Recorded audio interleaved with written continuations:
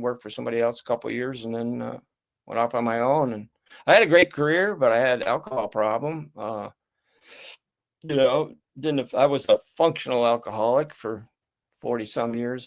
It wasn't only at the end that it got me to the point where I really had to do something. I had post-traumatic stress disorder. I mean, we didn't even know it after the Vietnam. That hadn't even been invented yet, but a lot of us came back pretty well traumatized. But I was driven, and I wanted to be successful. I came from a very poor background. Nobody in my family had ever been to college, and I was really determined to do well, and I did. It took a while. Well, I mean, nightmares came, and I had those issues, and I started medicating with alcohol at times. And in the end, I ended up in the VA. The first time I ever went to VA, I went in handcuffs in a state trooper car. I was 66 years old. Wow. And they took me to the psych center.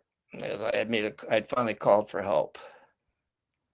And I didn't get it right away, but eventually I did get committed into a really good recovery program. It's an anonymous program for alcoholics.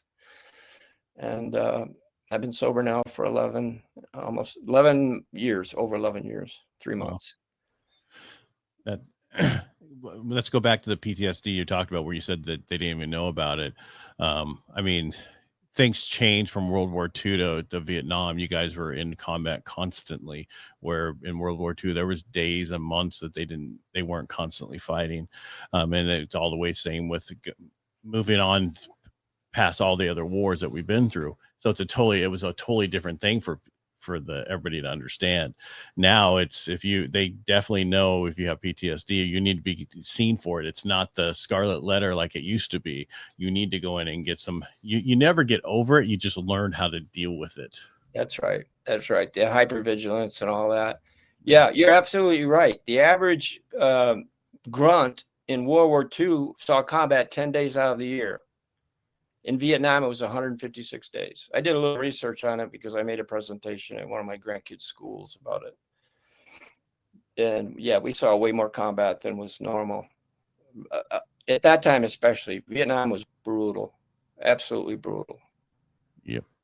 Well, and I mean, and then you see, I interviewed a guy who was in the National Guard, right? So you think reservist, not going to see much. He was 60 months over there. Wow. Yeah. No, yeah. And it messed him up. Oh yeah, messed a lot of guys up. It messed a lot of my friends up. Some of the ones that came back with me that did not get 30 days leave and then go back into training. See, the best part for me was I went right back into training. Very difficult, hard, intense training, right?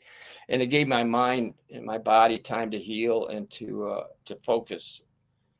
I don't know what would have happened, but the other guys, some of them I grew up with, they started turning to alcohol. Their lives went to shit.